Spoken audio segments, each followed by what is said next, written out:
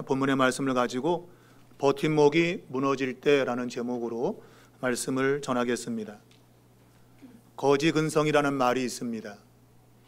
누군가를 도와주었는데 계속적으로 도움만 받기를 바라는 사람을 향해서 거지근성이다. 도와줄 때는 그 어려움을 극복하고 혼자서 잘 이겨나가도록 도와주었는데 이 사람은 도움받는 것이 좋았고 편해서 계속적으로 남의 도움을 바라며 사는 것, 그런 걸 거지근성이라고 합니다.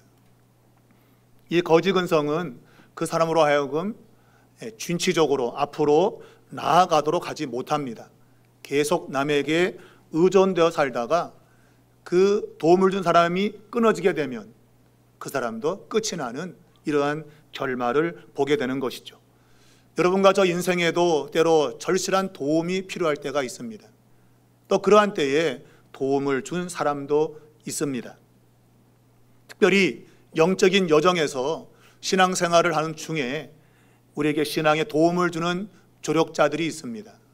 교회에서는 목회자가 있고, 목장에서는 목장의 리더가 있고, 또 교회 학교에서는 선생님이 있고, 주변에 그렇게 우리를 도와주는 신앙의 조력자들이 있습니다. 문제는 그러한 조력자들이 내 주변에서 사라졌을 때 과연 나는 홀로 신앙을 설 수 있을까 하는 겁니다.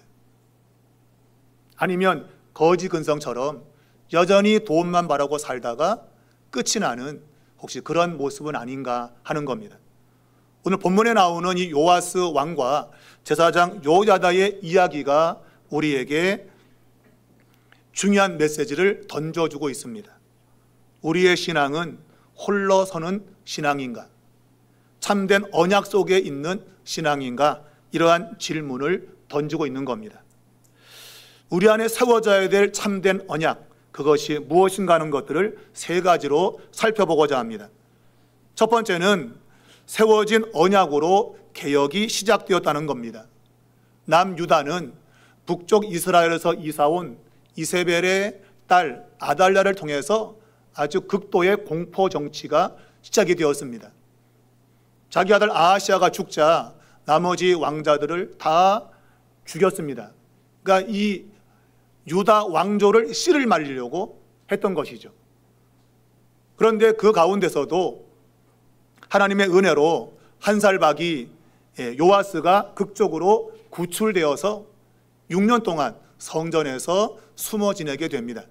그리고 7년째 되던 해에 바로 이 제사장 요야다가 요아스를 왕으로 세우는 이러한 역사가 일어났던 겁니다. 지금 나라적으로는 굉장히 어려운 상황입니다. 아달랴의 폭정에 시달리고 있고 그걸 극복하기 위해서는 어떤 힘이 필요했습니다. 우리 역시도 어떤 문제를 만나면 직접적으로 그 문제를 해결하려고 애쓸 것입니다. 그런데 성경은 새로운 회복의 역사를 직접적으로 문제를 해결하려고 한 것이 아니고 신앙적으로 접근했다고 하는 것입니다. 외적인 정치적 동맹이 아니라 그들 자신이 하나님의 백성임을 선포하는 이 언약을 통해서 개혁을 시작했고 다시금 회복을 이루었다는 것입니다. 바로 이 언약으로 시작된 개혁, 바로 이 언약이라고 하는 것은 우리의 정체성을 회복하는 겁니다. 우리가 누구냐 하는 것입니다. 우리는 문제를 접근함에 있어서 실질적인 문제를 돌파할 그러한 방법을 찾습니다만은 성경은 그것 이전에 우리가 누구인가를 알아야 된다는 겁니다. 곧 이것은 모든 문제의 해결은 하나님과의 관계의 회복이 있다는 겁니다. 하나님과 관계가 회복되지 않으면 우리가 노력하는 모든 직접적인 애씀과 노력은 다 헛된 것이 된다는 겁니다. 그러나 아무리 힘들고 어려워도 하나님과의 관계를 바로 맺으면 하나님의 회복의 역사는 일어난다는 겁니다. 그래서 이 제사장 요야다는 백성과 더불어서 하나님의 백성이 된다고 하는 그런 언약을 맺었고 개혁을 시도했습니다. 결국 이 악한 여왕 아달랴를 제거하고 요아스를 왕으로 복귀시키는 이러한 역사가 일어났던 겁니다. 그리고 뒤이어서 이 우상 숭배했던 모든 것들을 다 무너뜨리기 시작했습니다. 우상의 신전을 무너뜨리고 바알의 제사장을 성경에 보니까 맏단이라는 사람을 제거했습니다. 맏단이라는 그 이름의 뜻은 선물이라는 뜻인데, 성경은 모든 좋은 선물, 온전한 선물이 빛들의 아버지로부터 위에서 내려온다고 야고보서 1장 17절은 말하고 있어요. 모든 좋은 것들은 하나님께로부터 오는 겁니다. 근데 당시에 바알을 믿는 자들이 바알이 좋은 것을 준다고 생각했던 거예요. 바로 그러한 맏단 바알 제사장을 제거시켰습니다. 우리에게 선물을 주시는 분은 하나님인 것을 선언한 것입니다. 그리고 다윗의 규례와 모세의 율법을 따라서 제사장과 레위인의 반열을 회복했고, 노래와 기쁨으로 예배를 드리는 이러한 영적 개혁이 일어나게 되었던 겁니다. 바로 이러한 모든 개혁의 출발점은 바로 언약으로 시작된 겁니다. 하나님의 언약, 그리고 공동체가 맺은 언약, 그것이 힘이 되었고 이러한 개혁을 이루게 되었던 것입니다. 사랑하는 여러분, 인생의 문제를 만났습니까? 그럼 직접적으로 문제를 해결하면 안 됩니다. 가장 중요한 것은 하나님과의 관계의 회복입니다. 내가 하나님의 백성으로 정체성을 가지고 있는가, 이걸 회복하지 않으면 여러분의 어떤 노력도 결과를 얻을 수가 없다는 겁니다. 바로 이 제사장 요야다는 바로 언약을 중심으로 해서 개혁을 시도했고 나라는 온전하게 세워지게 되었던 것입니다. 우리가 여호수아 24장을 보면 여호수아가 백성들 향해서 말했습니다. 너희가 오늘 그 섬기려는 자를 선택하라. 이 말은 너희의 정체성을 바르게 가지라는 겁니다. 여러분과 저는 하나님의 백성입니다. 이 백성의 정체성을 바로 가져야 삶의 회복이 찾아온다는 것입니다. 두 번째는 하나님의 역사는 즐겁고 자원하는 마음으로 해야 된다는 것을 오늘 성경 본문이 우리에게 일러주고 있습니다. 자, 요아스 왕은 7살 때부터 왕으로 등극을 했고 영광스러운 통치를 시작했습니다. 물론 그 배후에는 제사장 요야다가 있었기 때문입니다.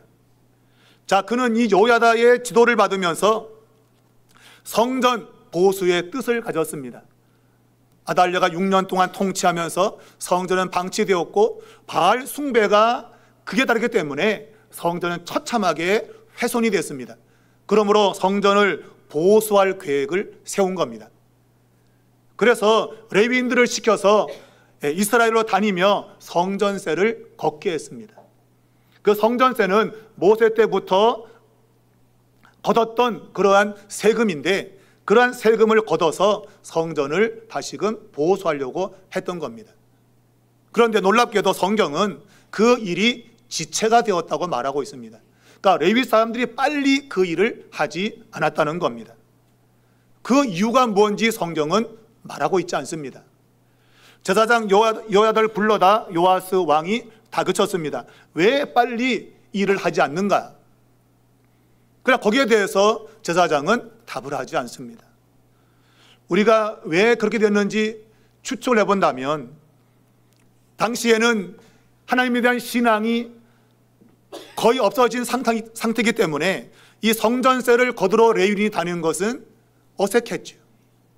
익숙하지 않단 말입니다. 그러니 그들이 빨리 움직이지 않았다고 볼 수 있고, 또 하나는 그들이 동기가 없었다. 우리가 왜 해야 돼?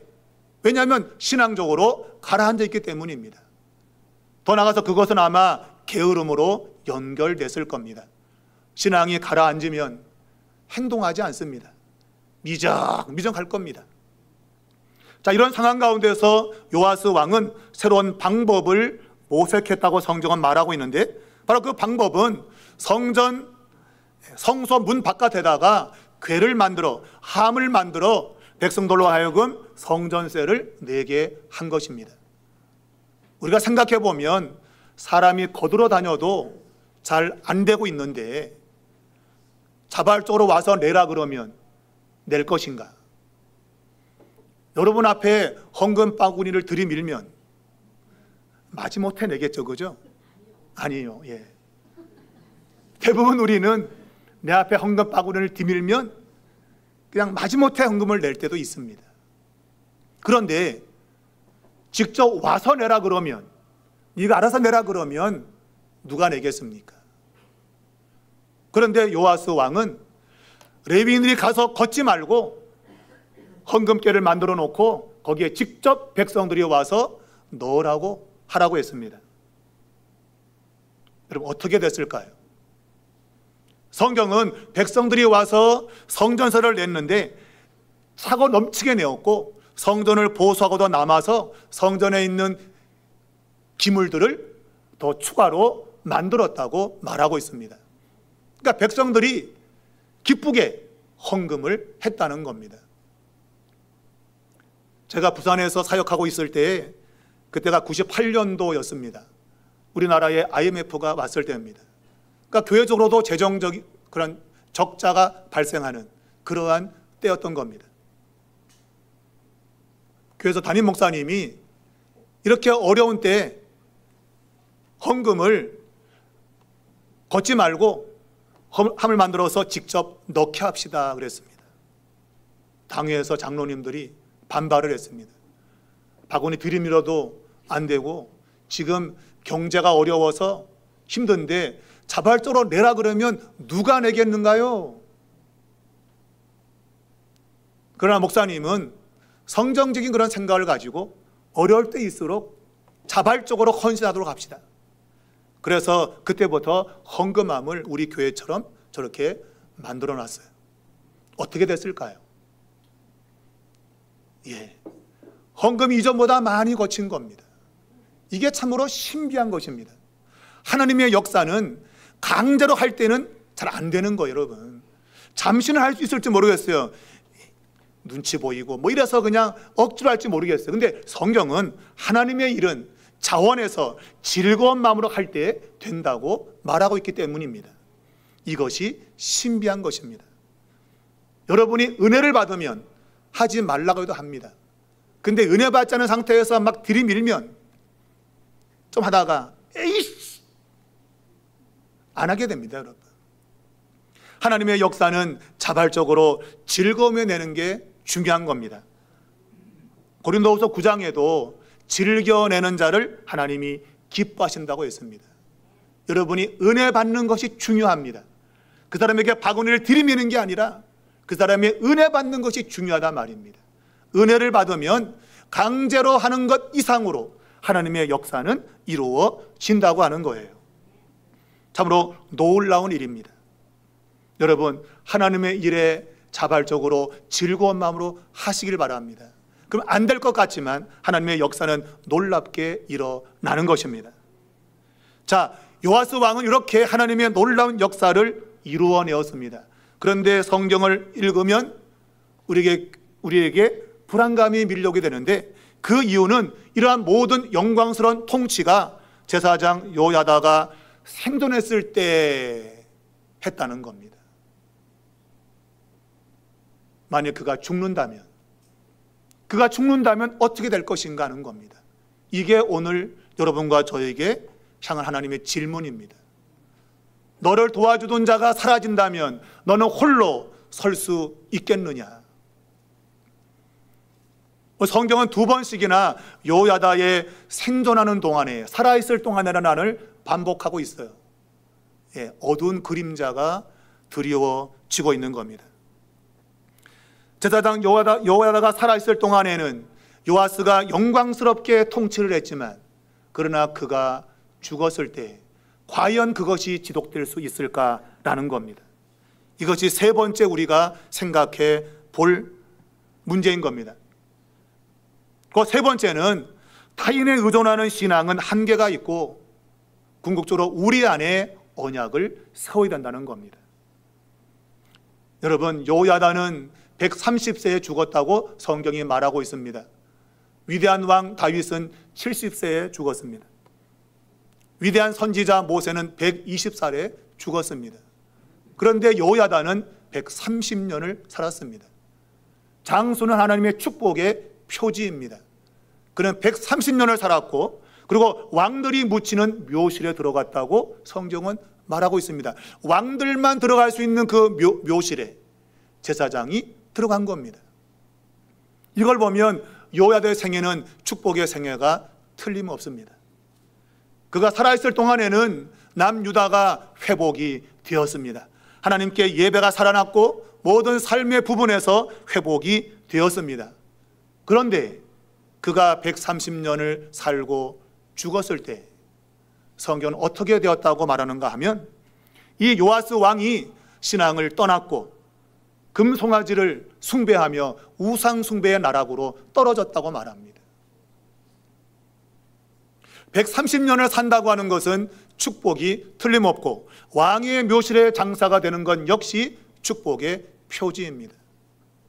그런데 그는 요아스를 믿음의 사람으로 세우지 못했습니다. 물론 이 책임은 요아스 자신에게 있는 겁니다. 요아스 왕은 자기 곁에 신앙의 조력자가 있을 때 자기 스스로 신앙이 설 수 있도록 했어야 되는데, 그는 의존적인 신앙을 가지고 있었던 거예요. 직접적인 주님과의 만남을 통해서 신앙을 세운 것이 아니라 간접적인 신앙, 누군가를 통해서 들은 신앙, 그런 신앙으로 살다가 결국은 신앙의 조력자가 없어졌을 때에 그의 신앙은 여지없이 무너졌다는 겁니다. 우리 주변에도 우리를 돕는 신앙의 조력자들이 있습니다. 교회에는 목회자가 있고 또 목장에는 목장의 리더가 있습니다. 교회학교는 교회학교 교사들이 있고 그 외에도 우리는 일상생활에도 우리를 돕는 사람들이 있습니다. 그러나 그런 사람들이 언제까지 있겠습니까? 요야다가 130년 장수했지만 그 역시도 죽었다는 겁니다. 우리를 도와주는 사람이 끝까지 우리와 있을 수 없습니다. 우리의 곁을 떠나게 됩니다. 과연 그때 우리는 우리 스스로 설 수 있는 신앙을 가지고 있는가? 이게 중요한 것이죠. 우리는 우리 곁에 더 이런 분들이 오래 있기를 바랄 겁니다. 계속 나를 도와주기를 바랄 겁니다만은 오래 있을 수가 없는 겁니다. 있고 싶어도 있을 수가 없습니다. 누구나 다 곁을 떠나게 되는 겁니다. 중요한 것은 그들이 떠나도 내 혼자의 신앙으로 설 수 있기만 하다면 문제는 없다 말입니다. 그러면 그들이 살아있을 때 우리의 신앙이 홀로 설 수 있는 신앙이 되어야 된다고 하는 거예요. 누군가를 붙잡는 그런 간접적인 의존적인 신앙이 아니라 나 스스로도 하나님을 찾고 하나님을 붙드는 신앙이 되어야 된다고 하는 거예요. 여러분, 참 좋은 것을 이어간다는 것은 매우 어렵습니다. 남쪽 유다로 시집온 이 아달랴, 그의 어머니는 이세벨입니다. 북이스라엘의 아주 악한 왕이었던 아합의 부인이었습니다. 이 아달랴는 그 어머니의 그 나쁜 것을 그대로 받았고 남쪽에 와서 나쁜 정치를 했습니다. 이세벨 자기 엄마가 죽었어도 여전히 그는 나쁘게 행동했습니다. 자, 요아스 왕은 그 곁에서 끊임없이 그에게 신앙에 도움을 주었던 제사장 여호야다, 그가 살아있을 때는 그래도 신앙 같은 모습을 가지고 있었는데 그가 죽자마자 그는 신앙에서 떠나버렸다는 겁니다. 여러분, 좋은 걸 가지는 건 매우 어려워요. 여러분, 나쁜 거는 안 가르쳐줘도 얼마나 잘하는지. 아달랴는 자기 엄마가 죽어도 여전히 나쁘게 살아요, 여러분. 근데 요아스는 제사장 요야다가 죽자마자 신앙을 떠나버렸다는 거예요, 여러분. 여러분, 좋은 것은 그렇게 힘이 든 겁니다. 우리가 우리의 후대들에게 믿음을 전수하기 위해서는 우리의 눈물과 콧물과 피가 요구됩니다.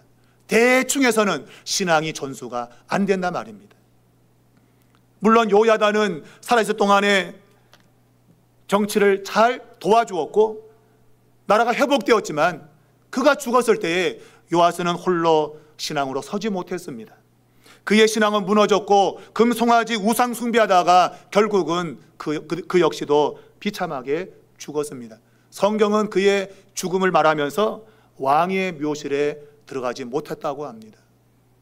왕인데 왕의 묘실에 장사가 못된 거예요, 여러분. 제사장 요야다는 제사장이었지만 왕의 묘실에 들어갔습니다. 그는 훌륭하게 살았습니다. 그러나 그가 지도했던 요아스는 신앙이 무너졌고 결국은 왕의 묘실에 들어가지 못하는 비참한 결과를 갖게 된 겁니다. 사랑하는 여러분, 하나님의 말씀으로 우리 자신을 바로 세워야 됩니다. 누군가를 의존하는 신앙은 당장은 좋을지 모르겠지만 한계에 부딪히는 겁니다. 만일 그들이 내 주변에 없다면 여지없이 무너지게 될 것입니다. 우리 주변에 좋은 목회자, 또 좋은 리더가 있고 좋은 믿음의 부모가 있는 것 축복임에 틀림없습니다. 우리는 그런 분들에게 감사해야 됩니다. 그러나 그런 분들이 만일 내 곁에 없어진다면 과연 나는 홀로 설 수 있을 것인가? 만일 설 수 없다면 이 시간 우리는 각오를 새롭게 해야 됩니다. 왜냐하면 그때가 반드시 오기 때문입니다. 언제까지 우리가 누구에 의존해서 신앙생활을 할 수 있겠습니까? 요아스 역시도 제사장 요야다가 살아있을 동안에는 정치를 아주 잘했습니다. 그러나 그가 죽자마자 그는 타락을 했고 결국은 비참하게 끝이 나고 말았다는 것입니다. 여러분, 신앙의 올바른 길을 여러분 걸어가십시오. 내가 지금은 도움 받지만 그러나 그들이 도움이 없을 때라도 내가 설 수 있는 신앙까지 자라가야 됩니다. 여러분, 이 이세벨의 그 마지막 최후를 성경은 예후라는 장군이 이세벨을 창문 밖으로 던져서 예후의 그 말발에 짓밟혀 죽었다고 성경은 말하고 있습니다. 그의 가르침을 받은 아달랴 역시도 오늘 성경을 보면 마문이라는 곳에서 죽임을 당했다고 되어 있습니다. 마문, 말의 문입니다. 그 어머니의 최후를 그대로 딸의 최후로 이어진 겁니다. 여러분, 당장은 내가 위세를 떨치는 것 같고 그것이 좋아 보여서 선택을 했지만 그러나 그 마지막은 비참하게 끝난 겁니다. 어머니의 비참한 죽음이 그 딸의 죽음으로 그대로 이어진 겁니다. 뒤집어 말하면 우리의 믿음의 조력자들의 그 좋은 길들을 우리가 그대로 이어받아야 되지 않겠습니까? 신앙을 이어받고 홀로서는 그러한 신앙이 돼야 되지 않겠습니까? 제가 늘 강조하지만 지금 좋은 교회가 좋은 교회 아닙니다. 앞으로 10년, 20년, 30년 뒤에 좋은 교회가 좋은 교회입니다. 그러기 위해서는 우리의 후대들이 홀로 신앙을 가지고 설 수 있도록 우리는 애를 써야 됩니다. 눈물을 흘려야 되고 땀을 흘려야 됩니다. 때로는 피도 흘려야 될지 모르겠습니다. 우리의 헌신이 없다면 우리의 후대들을 믿음으로 세우기가 굉장히 어려울 것입니다.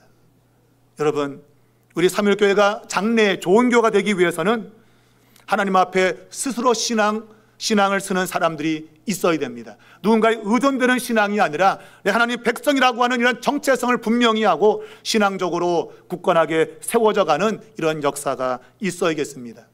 웃기는 이야기지만 어떤 사람이 처음 이제 교회를 나가서 신앙생활 하는데 친구가 물어봅니다. 야, 하나님이 너 누군지 알아? 알지.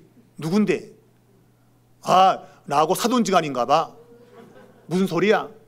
아, 우리 며느리가 맨날 기도할 때 아버지, 하나님 아버지 그런 거 보니까 그 하나님이 나하고 사돈인가 봐. 우리 며느리의 아버지니까. 여러분, 이것이 우스갯소리지만 실제로 우리의 신앙에도 그럴 수 있는 거예요. 하나님이 나의 하나님이 아니라 누구의 하나님. 내가 은혜 받는 게 아니라 누가 은혜 받는 거 보고 나는 항상 제외되고, 여러분, 그렇게 되면 신앙은 무너지게 되는 겁니다. 여러분이 오늘 이 자리에서 은혜를 받고 여러분 스스로의 신앙이 성장해야 됩니다. 신앙이 굳건하게 서야 됩니다. 그렇지 않으면 언젠가 내 신앙이 좋은 것처럼 여겨졌던 내 가정의 틀 속에서 내 신앙을 안전하게 짰던 그때 여러분 신앙이 무너지게 될 겁니다. 착각하지 마십시오. 내 부모가 신앙이 좋다고 내가 신앙이 좋은 게 아닙니다. 교회가 신앙이 왕성하다고 내 신앙이 좋은 게 아닙니다. 내 신앙은 나와 하나님의 관계 속에 세워지는 겁니다. 여러분, 제사장 여호야다가 우리 하나님의 백성임을 선언했습니다. 여러분도 그렇게 선언해야 됩니다. 하나님은 나의 하나님이고 예수 그리스도는 나의 주님이십니다. 이런 고백을 하셔야 됩니다. 그래야 내 주변에 신앙의 조력자가 사라져도 우리의 신앙은 굳건하게 서게 될 것입니다. 여러분, 나는 여호와 하나님의 백성입니다. 이러한 고백이 오늘 예배드리는 이 현장에서 여러분의 입에서, 저의 입에서 흘러나오기를 주님의 이름으로 축원합니다.